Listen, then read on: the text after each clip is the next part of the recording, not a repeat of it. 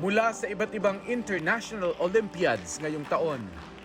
5 silvers, 14 bronzes at 3 honorable mentions ang pinaghirapang iuwi ng mga batang Pinoy na ito. Itinuturing ng Department of Science and Technology ang mga WizKid na mga binhi na magbubunga ng solusyon sa ilan nating problema gamit ang siyensya at teknolohiya.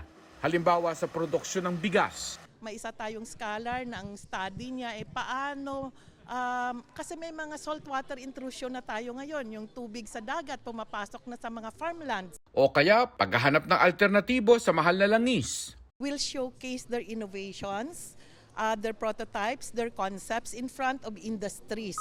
Susuportahan din kahit sa ngayon ng siyensya na malayo sa ating hinagap. Developing astronomy and astrophysics in the Philippines and in general science, there is a long way to go. But hopefully, we can cultivate a collective interest